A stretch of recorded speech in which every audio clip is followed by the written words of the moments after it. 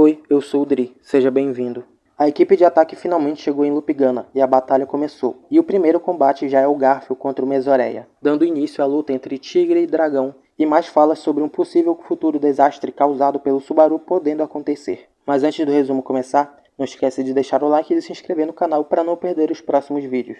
Como todos nós sabemos, Ublique era um profeta. Parece que o autor gostou de começar os capítulos assim. E sim, ele era. Porque o Ublique já meio que cumpriu o mandamento dele de salvar Volárquia da ruína. Engraçado isso, eu não vi Volárquia ser salvo dos zumbis ainda não. E com a possibilidade do Subaru descobrir sobre as circunstâncias de um contrato entre o indivíduo e o Muspel, eu vejo menos ainda. Eu tenho minhas dúvidas se esse futuro de Volárquia se salvar da ruína é o futuro que vai acontecer mesmo, ao invés de Volárquia estar salva. O Ublique não ter mais um comando implicava que não tinha mais nada que ele podia fazer para salvar o Império. Apesar de, na visão de uns, ganhar um mandamento dos observadores fosse o mesmo que distorcer o estilo de vida de alguém, o Ublique era grato por ter recebido um comando, porque se não fosse por isso, ele continuaria a ser um ninguém no presente. Mas agora o comando que ele tanto adorava e era um motivo de gratidão, não estava mais lá. O Ublique se pergunta se, caso o Império estivesse em perigo de novo, ele receberia outro comando. Cara, esse idiota é tão fudido das ideias que a mente dele simplesmente ignorou o fato de que o Império ainda está em perigo. A equipe de ataque já partiu e mesmo que eles derrotem o líder inimigo, nada garante que o Ublique não receberia um novo comando caso alguém importante para o Império acabasse em uma situação de perigo,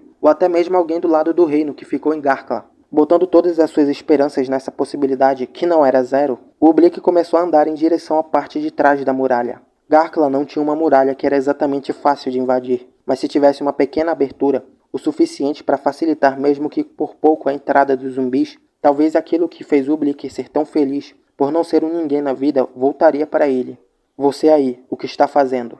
De repente uma voz que estava em um andar acima do que o Ublique estava chamou a atenção dele. Ele olhou para cima e viu a Katia. O Ublique olha pra Katia e pergunta o que uma cadeirante fudida que nem ela estava fazendo por ali. Tá, ele não falou assim, mas o jeito que ele disse também foi um esculacho. A Katia responde que tentar arranjar algo para fazer seria melhor do que ficar parada, mesmo com as limitações que ela tinha. A Katia responde que mesmo que esteja na cadeira de rodas, ela não quer que ninguém fique com pena dela, e que ela viveria com dignidade para que ninguém zombasse do marido dela que morreu em batalha. Ouvindo isso, o Ublique sente que foi verdadeiramente libertado do comando, e decide parar com o plano idiota dele de sabotar a aliança. O Ublique vai até os soldados para perguntar o que podia fazer, e a Katia vai se encontrar com a Ren. Ela explica o que aconteceu e a Ren fala para ela tomar mais cuidado quando elas não estiverem juntas, porque alguém pode acabar reagindo de um jeito agressivo ao jeito da Katia de falar. A Petra encontra as duas e acompanhando ela estavam a Han e a Frederica. A Han tinha uma boa relação com a Ren, mas o mesmo não podia ser dito sobre as outras duas. Então elas pensaram em passar um tempo juntas para reatar o que perderam. A Ren pensou que seria melhor deixar isso de lado por enquanto, porque a situação pedia urgência. Mas a Han diz que essa seria a melhor chance que elas teriam para se aproximar. A Ren pergunta para Katia o que ela achava e a Katia, toda nervosa, responde que essa é uma boa ideia. A Ren ainda estava relutante sobre isso e a Han pergunta se a Ren estava tão preocupada assim com o Subaru. E a Ren, com a maior naturalidade do mundo, sem nem mesmo perceber, responde que sim. A Han dá um sorrisinho e quando a conversa ia continuar, uma explosão enorme acima de Garkla é escutada. A Frederica pega a cadeira da Katia e começa a correr. A Petra vai junto com ela e logo depois a Ren e a Han seguem atrás das três. A Ren estava se sentindo frustrada, mas ela não sabia se era pelo Subaru estar em um lugar onde ela não poderia estar para ajudar ele ou se era porque ela confiava nele. Aliás, isso é uma coisa que eu comentei com um inscrito uma vez. As pessoas que têm as memórias devoradas, elas ainda mantêm um resquício do que elas sentiam no passado, antes de perder as memórias. Isso me fez lembrar muito de uma letra de uma música do Racionais, que é "A alma guarda o que a mente tenta esquecer". Só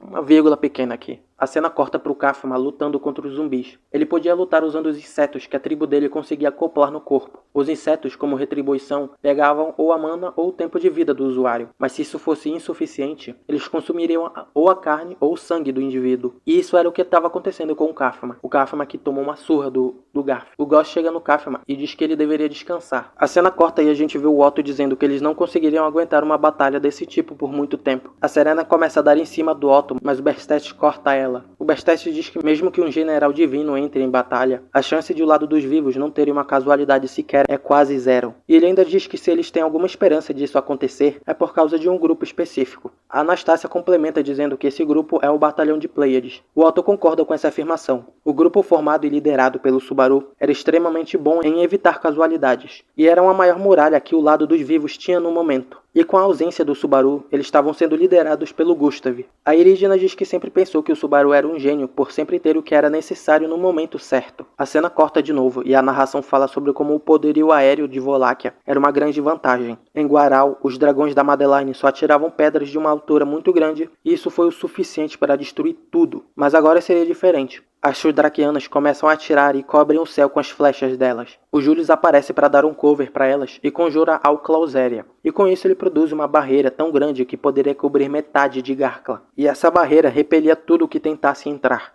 Eu cumprirei meus próprios deveres. Espero que você também faça isso ao máximo, Subaru. E com essa fala do Julius, o interlúdio acaba. O capítulo 44 começa na luta do Garfield. Enquanto olha para o Mesoreia, ele sente por todo o corpo a animação de lutar. O Garfield está muito feliz por poder lutar com tanta gente forte. Primeiro um quase general divino, depois um de fato general divino, e agora um fodendo dragão. Todos desse mundo sabem o quão fora do patamar humano um dragão era. Inclusive pro Garfield isso não era diferente. Ele até perguntou para Emília sobre os dragões que ela enfrentou, que eram o Mesoreia e antes disso o Vulcânica. Ela não tem muito jeito com palavra, então ela não explicou muito bem. Mas agora o Garfield estava vendo um dragão de frente e prestes a lutar com ele. O Mesoreia lançou um sopro do dragão no Garfield e ele pulou para a direita para desviar. Mas o Mesoreia lançou um sopro do dragão diferente. Ao invés de um longo sopro, foi mais como tiros. Vários tiros. O Garfield entrou em uma casa para se proteger, mas uma casa feita de simples concreto não iria suportar o poder de um dragão. O Garfield até pensa que o sopro do dragão era diferente do sopro do lobo, que não conseguia derrubar a casa de tijolo dos 3 porquinhos. Sim, o moleque contou a história dos 3 porquinhos pro Garfield. Eu não consigo imaginar o Garfield tendo o mínimo de interesse nessa história. Antes que o sopro do Mesoreia atingisse a casa, o Garfield arranca a casa do chão e lança ela no Mesoreia. Meu irmão, esse é o tipo de luta que eu gosto. Puta que pariu. Arranca a casa do chão, lança ela, lança a casa, lança o prédio, lança o caralho. Foda-se. A Madeline, que estava no controle do corpo do Mesoreia, começa a gritar de ódio do Garfield e destrói a casa com o sopro do dragão. Mas o Garfield continua lançando casa uma após a outra. Depois de ficar mais emputecida ainda, a Madeline decide ir para cima. Ela começa a usar as garras para atacar dando meio que um soco, mas usando as garras. O Garfield, que tinha pulado para cima, não tem como desviar dos ataques por estar em queda livre. Então ele começa a dar parry nos golpes, defendendo a garra direita com a mão esquerda